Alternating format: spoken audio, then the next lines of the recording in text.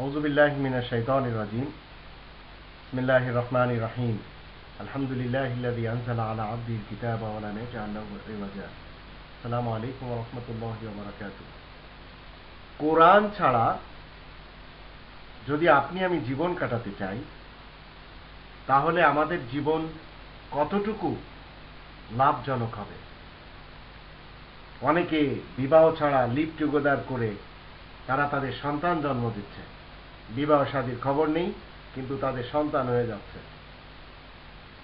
তো এই যে প্রথা, এই লিভ টুগেদারের প্রথা, বিয়ে ছাড়া জীবন কাটানোর যে প্রথা, এটা কোরআনের দৃষ্টিতে একেবারে বাতিল প্রথা, এবং যারা কোরআনের শত্রু মূলত তাদের আমল।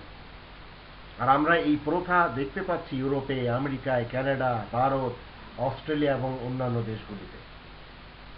কিন্তু আল্লাহ বলছেন 4 নম্বর সূরা আন-নিসা এই 3 নম্বর আয়াতে, ফানকিহু, তোমরা সবাই বিবাহ করো। আবার 7 নম্বর সূরা আল আরাফের 189 আয়াতে আল্লাহ বলছেন যে তোমাদের স্ত্রীদের থেকে তোমরা লিয়াসকুনা ইলাইহা, তোমরা আনন্দ লাভ করো, তোমরা একে অপরের সাথে তৃপ্তি এবং তোমরা তোমাদের দৈহিক চাহিদা পুরা করে সেখানে আনন্দ উপভোগ করো। 16 নম্বর সূরা আন-নাহলের 72 নম্বর আয়াতে আল্লাহ বলেন, আল্লাহু জাআলা লাকুম মিন আনফুসিকুম আজওয়াজান,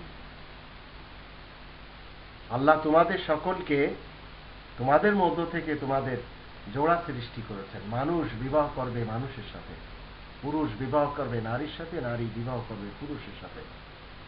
ওয়া জাআলা লাকুম মিন আজওয়াজিকুম বানিন, এবং সন্তান তোমাদের স্ত্রীদের থেকে হবে, সেটা আল্লাহ তাআলা বলে দিয়েছেন।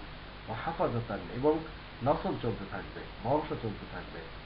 ওয়া রাযাকাকুম মিনাত তাইয়্যিবাত আফাবিল বাতিলি ইউমিনুন ওয়া বিনি'মাতিল্লাহি হুম ইয়াকফুরুন। তাহলে মানুষেরা কি বাতিলের উপরে বিশ্বাস করবে এবং আল্লাহ তাআলার নিয়ামতকে অস্বীকার যাবে? তো বিবাহ করা এটা ফরজ কাজ। স্ত্রীদের থেকে হালালভাবে যৌন চাহিদা পূরণ করা এটা নেকির কাজ।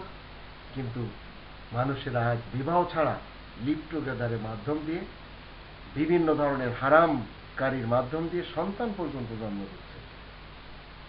মুসলিমরা কখনো এমন পথ বেছে নেবে না, এটি কোরআনের শিক্ষা।